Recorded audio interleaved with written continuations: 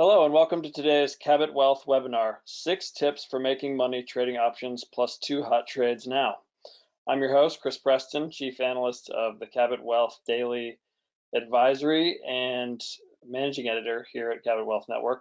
With me today is Jacob Mintz, our options expert and Chief Analyst of our Cabot Options Trader and Cabot Options Trader Pro investment advisories.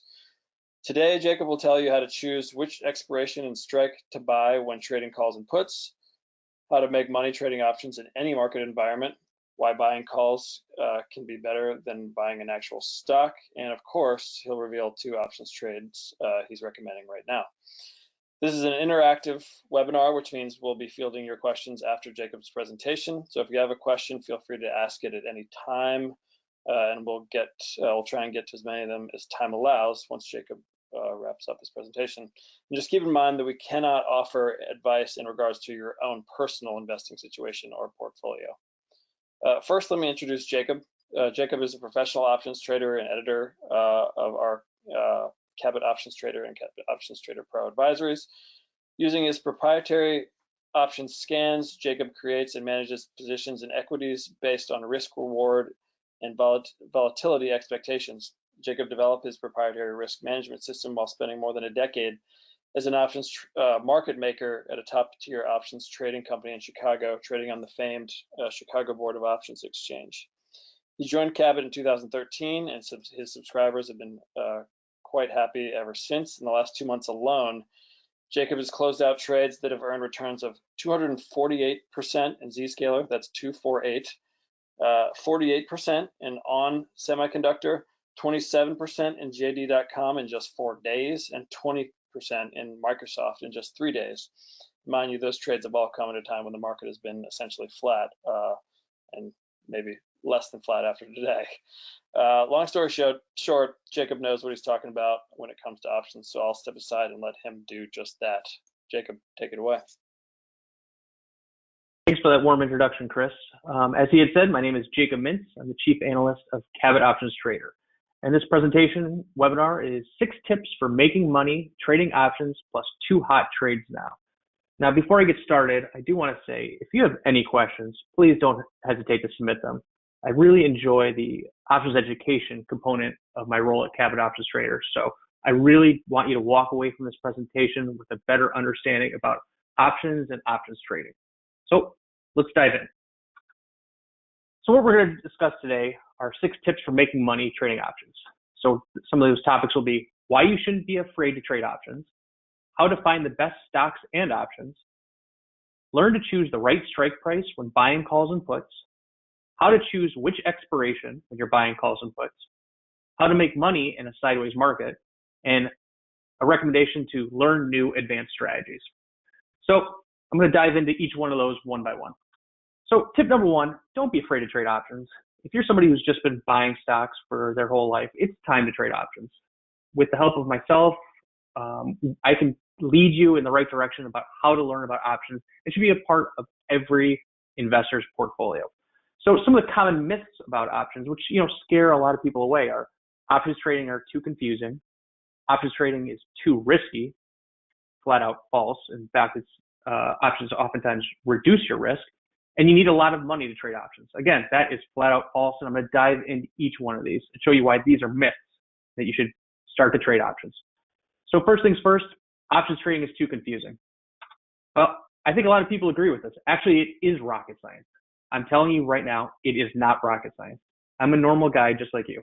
I'm pretty good at math, but I didn't go to a Harvard or MIT. I went to Miami of Ohio.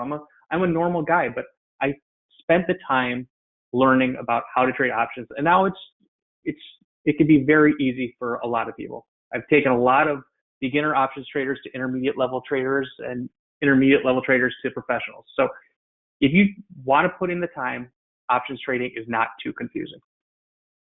Myth number 2, options trading is too risky. Again, flat out false. At Cabot Options Trader and in my own trading, we don't walk up to the craps table and just roll the dice, hoping and praying.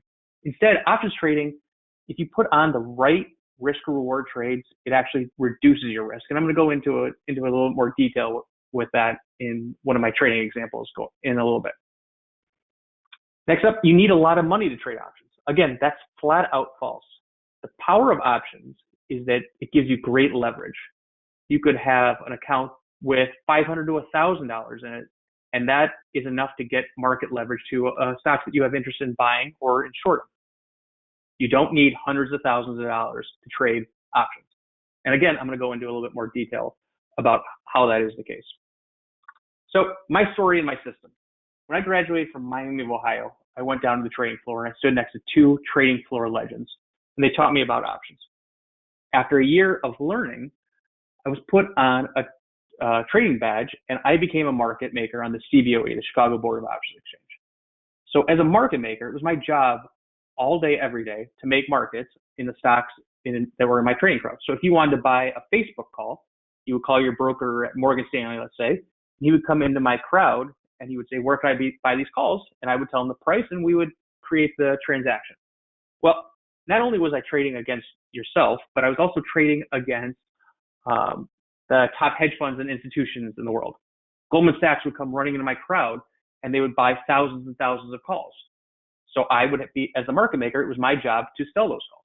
Well, after I had been run over by them buying Facebook calls ahead of a analyst upgrade, or when they started buying 10,000 calls in stock XYZ, which never traded, and then next thing you knew, that stock was taken over, and I'm on the wrong side of that trade. I'm like, why am I fighting the smartest traders in the world?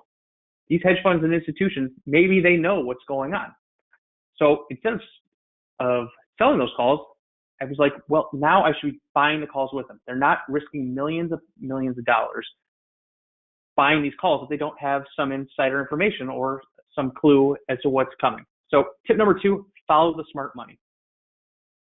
If I'm at home and I'm just watching the option trades that go across the screen, this is public knowledge, and I follow into a similar trade to get a similar exposure to a trade that a big hedge fund and institution is putting on, if I'm just following public information, that's not insider trading. Now, they may be trading on insider information. They may know an upgrade is coming or a takeover is coming.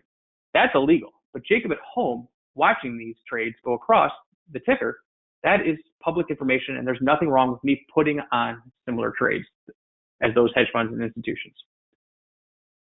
So it's a bull market right now. Well, maybe not today in the last couple of days, the last couple of weeks, but in general, taking a step back, it's been a bull market for many years. So we're going to talk about how to buy call options. Assuming that it's still a bull market, we want to know how to buy call options to get exposure, upside exposure.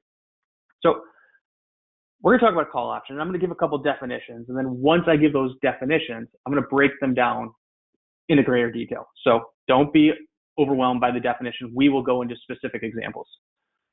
A call option gives its holder the right to buy 100 shares of the stock at the strike price anytime prior to the option's expiration date. Each one equity option contract represents 100 shares of the underlying stock. So what does that mean? If we buy one call, that represents the right to buy 100 shares of the underlying stock. It's a multiplier of 100. So if we buy 2 calls, that represents 200 shares of the underlying stock. So if we buy 2 Facebook calls, for example, that gives us the right to buy 200 shares of Facebook at a future date. And again, we're going to go into detail about what that actually means. So stepping back to the unusual activity, call activity, and how I follow smart money into trades. The last couple of weeks, there's been a buyer of Zillow calls. On May 16th, there was a buyer of 14,000 Zillow June 45 calls for 45 cents, with the stock at 39. That's an intriguing trade. The buyer is buying 14,000 calls, which is a pretty big order in Zillow, and they're buying calls that are $6 away from the current stock price. The next day, they bought 3,500 Zillow June 45 calls for 40 cents. And then Tuesday of this week, they bought 2,500 Zillow August 40 calls for 510, the stock at 41.5. So you can see the stock is already rising and they're buying more calls. And on Tuesday, they also bought 3,000 Zillow August 45 calls for 280, the stock at 41.5. So this is the type of activity that it gets me kind of excited, because a trader is buying calls repeatedly. And even as the stock is going higher, they're buying even more and more calls. They clearly want to get into a position in Zillow. So with that information in mind, now we got to figure out which strike to buy and which expiration cycle to buy. So tip 3, when you're evaluating options to buy, you need to play the right odds. What do I mean by this?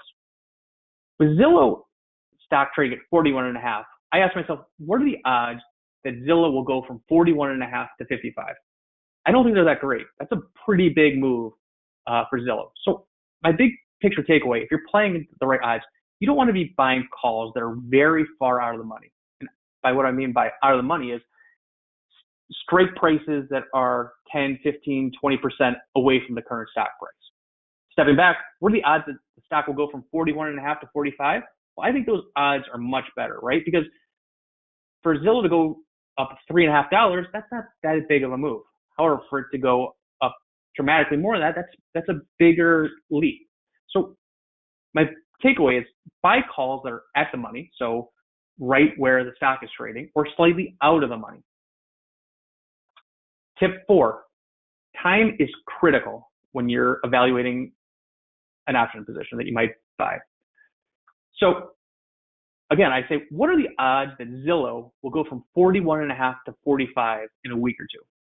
I don't think those odds are great, and it's really hard to time the market as well as individual stocks, especially in this current market environment where there's China trade wars. The market could be up or down 1% on any given day. So it's really hard to predict price movement in the short term. And the options world does have weekly options, which are options that expire each week. So my takeaway is it's hard to predict price, so don't buy weekly options. More times than not, weekly options will go to zero, just because it's hard to predict where the stock will go in a week. However, what are the odds Zillow will go from 41.5 to 45 in 6 months? Well, I think those odds are much better, right? Because that gives us 6 months for the stock to go up $3.50. That's a more likely outcome than it going up $3.50 in a week or two. You got to play the right odds. So my hot trade number 1 for the day. Now, I'm not necessarily putting this trade on right now, but it is something that I definitely have on my radar just because the market is a little weak today, but this is definitely top of my radar. Buy to open the Zillow November 45 calls for $5 or less. So as we were talking about before, I'm looking at an option that's 6 months out still in November and at the 45 strike. That's how I kind of walk my way through the thought process on how to evaluate a call position. I want to give myself some time for the position to work, and I don't want to go too far out of the money. So what are the risks in buying this call? The potential loss for the holder of an option is limited to the initial premium paid for the contract. So in this case, if you buy one call, the most you can lose on the Zillow calls is the premium paid, or $500 per call purchase. The option was worth $5 that we're buying. Now, because it's a multiplier of 100, that actually is $500, the most we can possibly lose on this call position.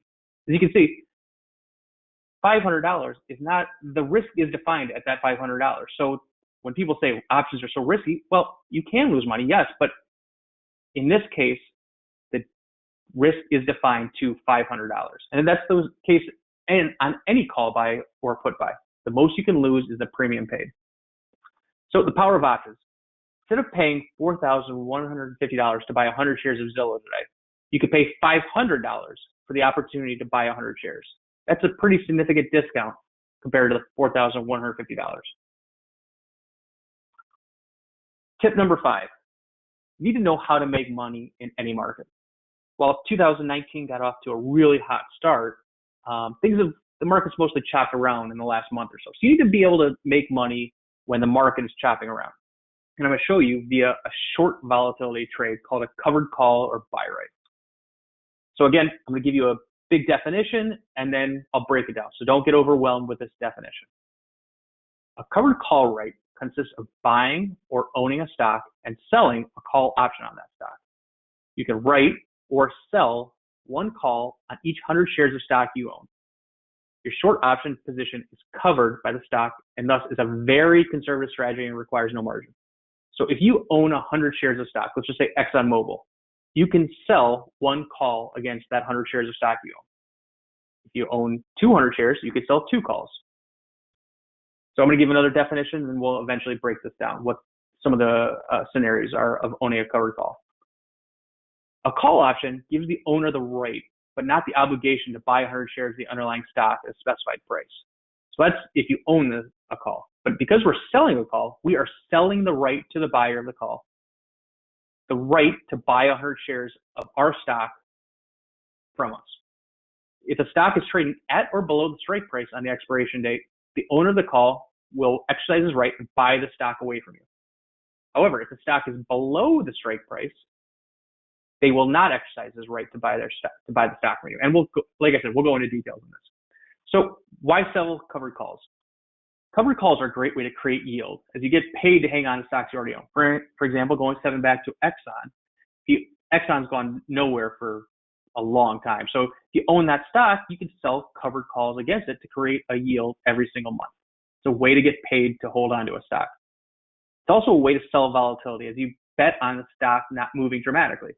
If a stock is moving around, the price of options will be very expensive, and you could sell that volatility, that expensive option, betting that the stock will stop moving.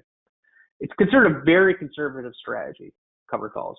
Selling these covered calls does not increase your risk. In fact, it reduces your cost basis, and we're going to go into that a little bit more. Why not to sell covered calls? Don't sell a covered call if you think a stock will rise dramatically and want to participate in the stock's rise. Repeat, if you think a stock like Twilio is going to go much higher, you don't want to necessarily sell covered calls on it, as if the stock runs significantly higher, you could lose that stock position. So don't sell covered calls if you think the stock is going to rise dramatically. So which stocks are best to sell covered calls on? Dividend stocks are very popular stocks to sell covered calls on, because you get to collect the dividend yield as well as the covered call yield. So it's a way of getting paid twice. Stocks that aren't moving, kind of like the ExxonMobil example I've been using, as well as the strongest stocks. Covered calls are a short volatility to mildly bullish positions. So oftentimes, as Cabot Options Trader, we will sell covered calls on strong stocks. So, for example, Cabot Growth Investor and Cabot Top 10 Investor editor Mike Santolo sends out emails every week with the best charts and the strongest stocks in the market right now. Well, at Cabot Options Traders, oftentimes I will recommend covered calls based on those strong stocks. So a recent recommendation of Mike's was PayPal Holdings. So trade number 2. Now the price has moved on this trade. I had to submit this PowerPoint at some point, and unfortunately the market's moving quite dramatically. So the stock and option prices aren't still at these levels, but for this purpose, this will work. Trade is buy PayPal stock at 112.5 and sell to open the July 115 call for $3.50. That would be the trade. And we're going to break down the various scenarios in this trade. So here's the break even. The price you paid per share is 112.5. When you sell the call, you collected that $3.50 premium. So that $3.50 is actually $350, because each one call is a multiplier of 100. So if you sell a call for $3.50, that's actually $350. So this drops your break even on that trade to 109. So as you can see, PayPal can fall as low as 109 and you won't lose any money. This is a very conservative strategy that lowers your cost basis. So once the trade is on, what are the scenarios? The good scenario is the stock doesn't move. If the stock doesn't move for that month till July expiration, you get to keep your stock position and the option will expire worthless. Why will it expire worthless? Because if the stock's trading at 112.5 and somebody has bought the right to buy the stock from you at 115, they won't exercise the right to buy it for 115. Why? Because they can just buy the stock at 112.5 if they want. So for that reason, that call will expire worthless. So if that's the case, you get to keep the $350 option premium, and your profit is $350 divided by your total risk in the position, and you've created a yield of 3.21% even as the stock hasn't moved. Best case scenario, some stock appreciation. So if PayPal rises to 114.75, let's say, or just under the 115 strike price, you get to keep your stock, as the trader will not exercise his right to buy the stock from you at 115, as well as the stock gains, because the stock went from 112.5 to 114.75, as well as the option premium. This is a great scenario.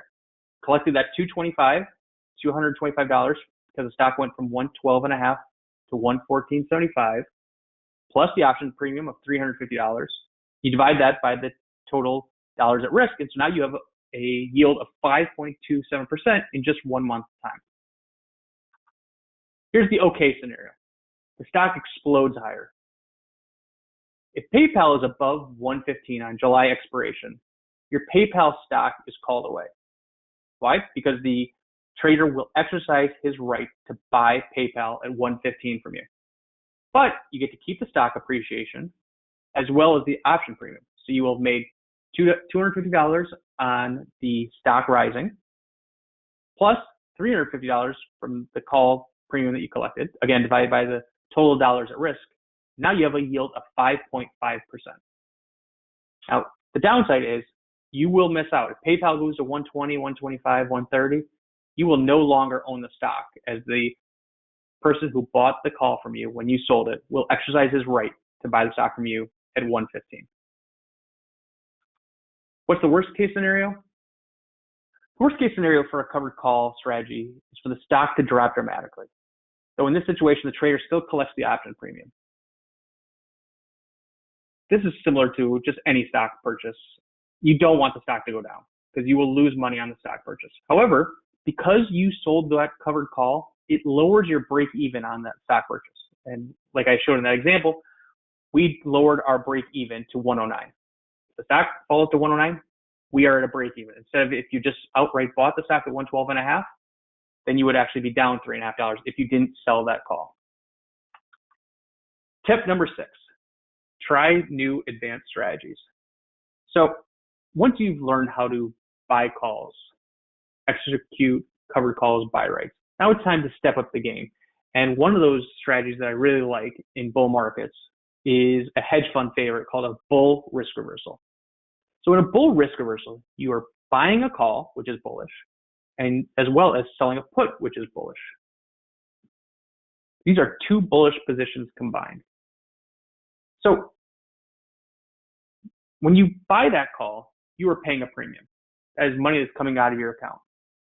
So, but when you sell the put, you actually collect a premium. So this is a way to lower your cost basis on the trade, but it does ramp up the risk, and I'll go into a little bit more detail in that in the example.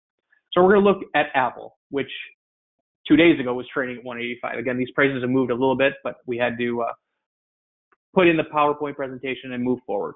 So Apple trading at 185. One way you could do this bull risk reversal is you would buy the Apple August 190 call for $8, which is, so you have $800 coming out of your account.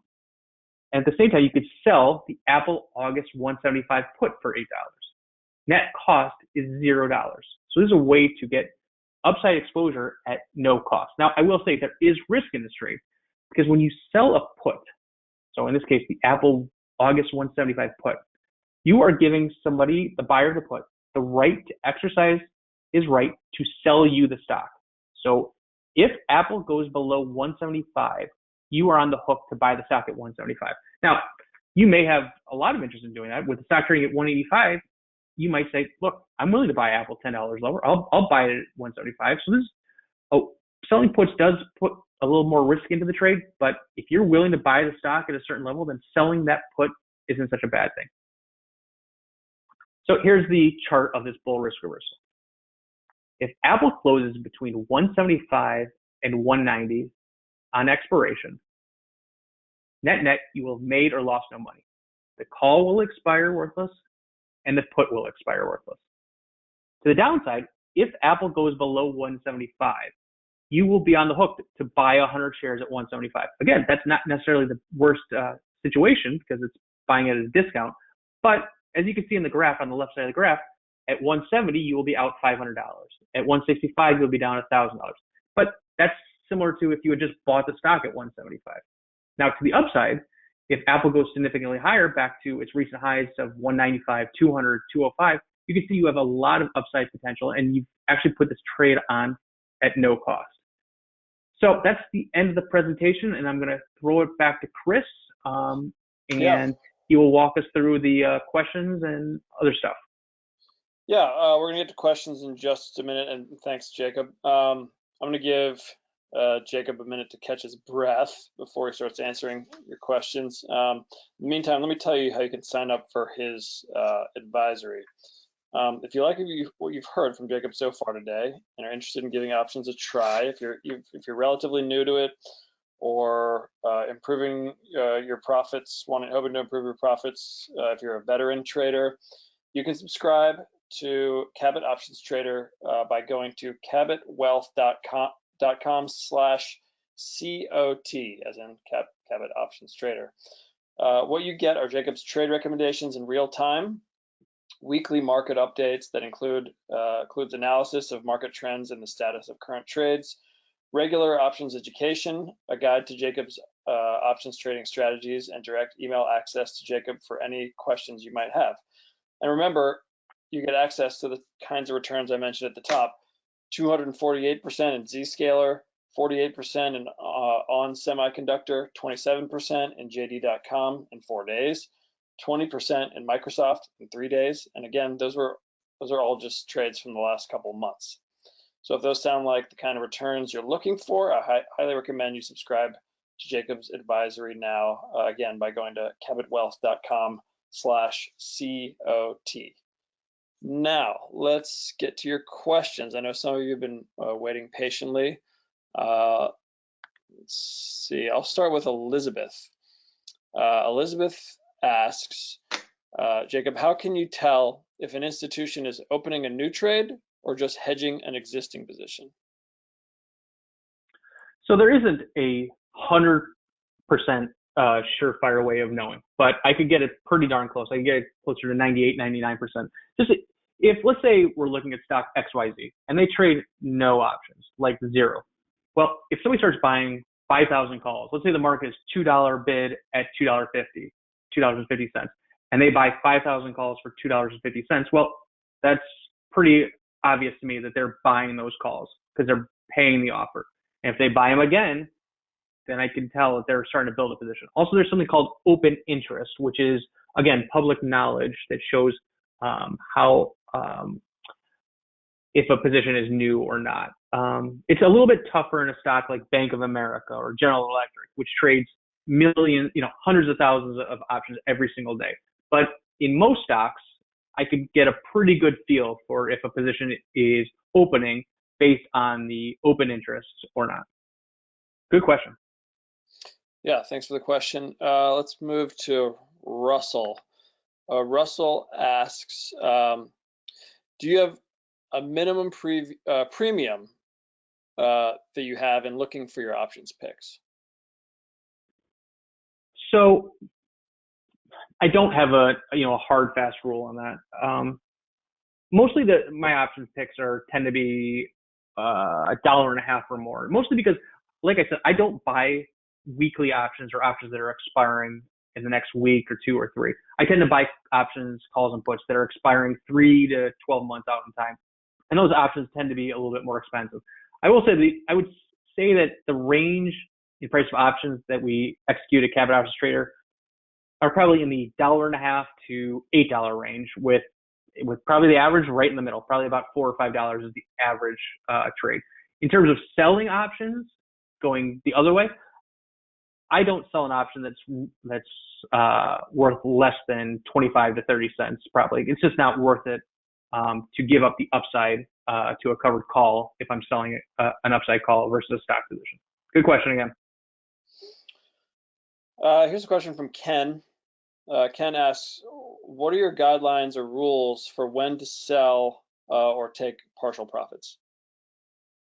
Okay, so this is another good question. So my general rule, and it just kind of depends on the situation. I tend to take off, if I have a position that works very well, very fast, I tend to take off half the position at a 20 to 25% profit.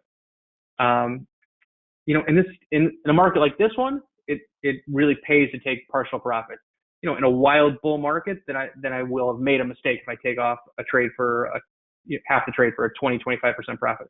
But you know what? At the end of the day, you can't go broke taking profits at 20, 25%, or you would really have to screw up to do so. So that's my general rule. I do that basically because it's hard to let winning options trades really, really run. And what I found is I'm able to almost trick myself into not selling the balance of the position if I have profits on half the position in the bank. If I have 20, 25% profits in the bank on half of a position, I will let a position run for as long as I can. I mean, recently that Zscaler position, I can't remember the exact details, but I think we bought the call for $4 and it ran as high as $20 because I just keep raising my mental stop on the second half of the position after I've already taken partial profits. I keep raising my mental stop and I don't sell because I already have profits in the bank. Okay, question from Amherst. Amherst asks, do you have guidance on selling calls when they are falling? Selling calls, you mean, well, I'm not exactly sure what they're asking, but I guess maybe they're talking about owning a call position, and if the stock is falling and so are the calls. I mean, I guess it kind of depends on the general strength of both the stock as well as the market. Right now, I'm more, because the market is weakening, I'm more apt to sell a position that isn't working. But it really depends on the size of the portfolio. If I have, if I tend to keep 10 stocks in the portfolio and I only have 4 right now, I'm more likely to give each position a little bit more rope. If my portfolio is full of 10 stocks, then yes, I will be selling probably one or two every couple of days to lower my overall portfolio at risk. Okay, here's another one. Do you tend to focus more on directional trades, i.e. debit, or do you also do non-directional trades, i.e. credit trades? So I manage 2 portfolios at Cabot. There's Cabot Options Trader, and in Cabot Options Trader, we buy calls, buy puts, and sell covered calls. So those are debit type, buying calls and buying puts are debit type of positions. At Cabot Options Trader Pro, I can buy calls, buy puts, and execute covered calls the same as at Cabot Options Trader. But at the Pro service, I can also sell bull put spreads, sell debit call spreads, iron condors. And that Cabot Options Trader Pro, I'm able to trade any strategy that I think fits the portfolio. And last month we sold a bull put spread in Lululemon shortly after the company beat earnings, and we collected a 15% yield on that bull put spread in about 5 weeks. So yes, at Cabot Options Trader Pro, we can trade anything in my trading repertoire. Here's a question from a current subscriber. Says great trade, recent trade on C Limited, SE. How do you plan on managing this winning trade from here? So we bought C, symbol SE. We bought calls in SE about a month ago. I followed, there had been day after day after day of bullish option positioning. And I was like, well, it's time to get in. At the same time, the stock was looking great even as the market was chopping around. So that's kind of my ideal setup. Day after day after day of bullish option positioning, as well as a stock that's performing well. So the stock actually jumped over 20% yesterday on earnings, and we have a position that is up around 150% today. So right now, and subject to change depending on if the market gets really ugly, I'm going to give this position as much rope as possible. We're already up 150%, but at some point I will set a mental stop below. But the stock looks great, and I firmly believe that if the market can regain its footing of sorts, C will be a big market leader and has the potential to be a monster home run for us. So for the time being, I'm going to try and give this as much rope as possible. But at the same time, I'm going to monitor how these hedge funds and institutions are managing their positions. Are they still buying calls, or are they starting to fail on the position? If they're still buying calls, I will probably stay with it for quite some time. Good question.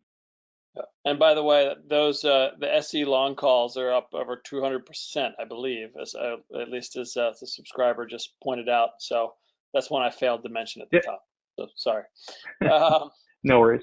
The question from Raul, I don't know if, hopefully I'm spelling or pronouncing that right. Where do you generally get the information about the option flow? In Zillow's example, where did you see someone was buying 14,000 calls?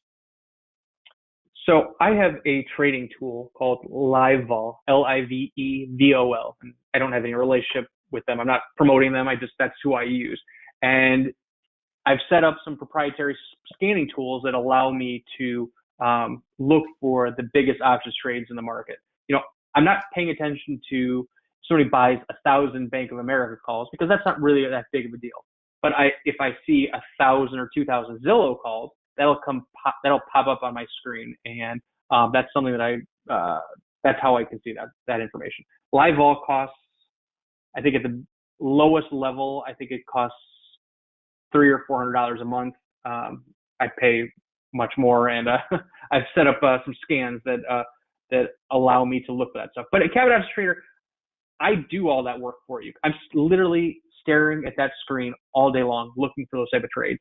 And if those trades start popping up and piling up in stocks that I have interest in, I will either send a stocks on watch or a trade alert to my readers.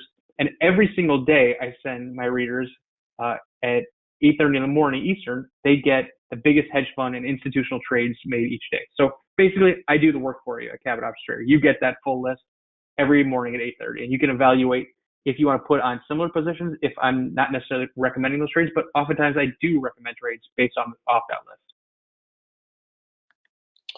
Okay, thanks for the question. Let's see, there's a few to choose from here. All right, here's one. LVS is down quite a bit in the last month. What call would you recommend today? So LVS is a position that we put on shortly before earnings last month, and luckily we took a quick profit in it, which is exactly why we do put on those, why we do take profits from time to time. Since then, the stock has been hit, unfortunately, with this China stuff, so it's become a bit of a problem for our position. So if I were to adjust the position or add a little bit more risk to the position, I might buy the stock's trading at 56.5 approximately. I buy the 57.5 calls. Those are just $1 out of the money. And again, I'd probably buy a call with about 6 months until their expiration. But right now, I'm not buying anything with China exposure. We'll wait to see how this whole thing plays out. I'm not going to add more risk to the portfolio, especially in that space. Okay. Let's see. When you buy long calls, you mentioned buying ATM or slightly OTM of the money, I guess. What is the minimum delta you look for? At the money or slightly? Yeah, that's it. So I would probably go, delta refers to how quickly the stock will move for every dollar that the stock moves. So if I buy a call with a 50 delta and the stock moves up $1, that call will move up 50 cents. It's also a great way of determining the odds that call will finish in the money. So I tend to look at calls that are 50 delta to 35, I guess, at the low end. I don't buy any 10 or 15 delta option, as those options are unlikely to work and they're unlikely to move very much. So 50 to 35 is the general range. All right, question from Haroon. Haroon asks, why don't you, obviously a subscriber, why don't you include SPX index options in your trading? Those options tend to be, that's a good question. Those options tend to cost a fortune. So I'm trying to keep the premium risk relatively minimal. So I recommend, if we're going to trade the indexes, I tend to recommend options in the SPDR, SPY, or the QQQ, because those options will cost anywhere between $1 to, I don't know, $7, like I was saying. And you could choose then how many of those options you want to buy. And it's basically the exact same thing as trading the SPX, just at a fraction of the cost. Good question, though. Okay. Let's see. Question from Mark. Do you give advice on current holdings? Example, I own Ford, which was up 35%, but is taking a beating this month. Would this be a candidate for a covered call? And again, I mentioned Jacob can't get into your personal portfolio, but just, I guess, as a general question, is that type of stock a candidate for a covered call?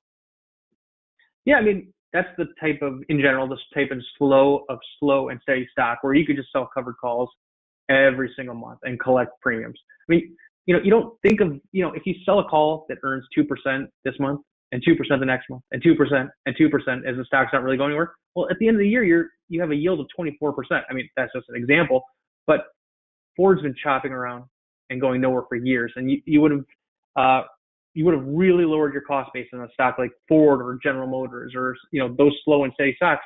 The premiums don't look big, but if you just keep selling calls every single month and accumulating that yield, those numbers add up pretty quick, and you can really lower your cost basis on those trades. Here's a question that I actually asked you. Someone else has this question that I asked you. We talked about it right before we started today. Is there option order flow? A lot of times you can tell from that which way the market might be headed from reading the VIX and things like that. Is there anything that is concerning within the option order flow right now that makes you think we might be headed for a deeper correction? You know what? Right now, no. To be perfectly honest, I tend to be pretty cautious, but right now, option order flow is very mixed. There's certainly a lot of put buying, but there's tons of call buying, and the VIX before this presentation started was only at 17.5, which really isn't like a panic level. Above 20, 25, and really exploding higher is where I get really concerned. But right now, the VIX is kind of just hanging out in option order flow. While there is put buying, it's not like big put buying in the leaders. They're not buying 10,000 puts in Amazon, 10,000 puts in Apple, 10,000 puts in like the real market leaders. I'm not seeing that type of activity.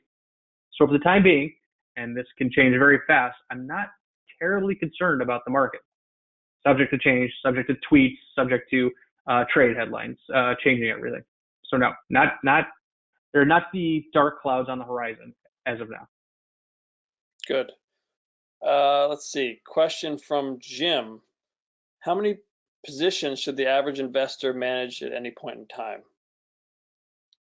Well, I guess that kind of depends on your experience and your, how you can mentally handle a lot of positions. My general rule for what I tell cabinet options traders, and they could choose to listen to this or not, is I tend to tell them to, depending on market conditions, put 3 to 5 to 6% of your options trading capital in each position. So we could, if in a wild bull market, we'll pop up to 10 to 15 options positions. If things get really hairy, we'll drop that to 2 or 3 options positions. It just kind of depends on the market, depends on those individual stocks. As I'm raising stops on positions and I have partial profits in the bank, I'm willing to continue to add to the portfolio. But if things are falling out of the market's falling apart, we will de-risk quite quickly. So it's really up to you based on your risk tolerance as well as your thoughts on the market. I think we have time for 1 or 2 more. So here's one. What is the range of time out in the future that you buy? So in general, I'd buy calls and puts 3 to 6 months, 3 to 9 months out in time. But at the same time, there are leap options, which are options that expire a year or 2 out in time. We rarely buy those calls, but last year I saw a ton of Union Pacific's symbol UNP call buying that were calls that were expiring a year and a half out in time, I think it was, and we bought a position that also expired a year and a half out in time. I think we had like 150% profit on the position. So oftentimes I drive my stock recommendations, my option picks at Cabot Options Trader based on the expiration cycle that the big traders, the hedge funds and institutions are buying. If I see them buying calls that are expiring in 3 months, I could go in 3 months. If they're buying options that are expiring in a year and a half and I like the risk reward, then I will go out to a year and a half as well. Just kind of depends on your time horizon. I wrote today to my subscribers about potential trade opportunities in the OIH, the oil services sector, as well as Freeport-McMoRan. I'm not necessarily buying these trades, but the calls expiring in 7 months are just so cheap, and these sectors have been so hit that I thought the risk reward in buying calls 7 months out in time is becoming slightly intriguing if these stocks can find some support at these levels. Well, thanks, Jacob, and thank you all for joining us today and for all the great questions. We had a lot of good ones today. We'll be back next month. First of all, Jacob, do you have any last words, any final words of wisdom? Oh, no, just don't hesitate to email me. Like I said, I really enjoy the options education component of my role at Cabot Options Trader. And at Cabot Options Trader, I make the picks for you. I write the options education articles for you, and I help manage the position. So don't hesitate to send me any of your questions. Great. And as I mentioned, we'll be back next month, as you see on the screen here, on June 19th at 2 p.m., again, 2 p.m. Eastern, with another webinar, our next webinar, this time featuring Cabot's CEO and Chief Investment Strategist, Tim Lutz. And you can sign up for that webinar now. It's called Get Rich Buying and Selling Marijuana Stocks. You can visit you can sign up by going to cabotwealth.com/webinars. Also, we're holding our Cabot Wealth Summit, our annual Cabot Wealth Summit in Salem, Massachusetts, August 14th through the 16th this year. It's a chance for you to meet other individual investors like yourself, meet all of our Cabot analysts, hear their latest investment advice and stock recommendations, and enjoy summer in historic Salem, Massachusetts. It's a great event. This is, I think this is our 6th or 7th year, maybe 6th. I should probably know that. And if you're interested, you can register also by going to the cabotwealth.com website. That does it for us and for Jacob Mintz and the entire Cabot Wealth Network team. I'm Chris Preston. We'll see you next time.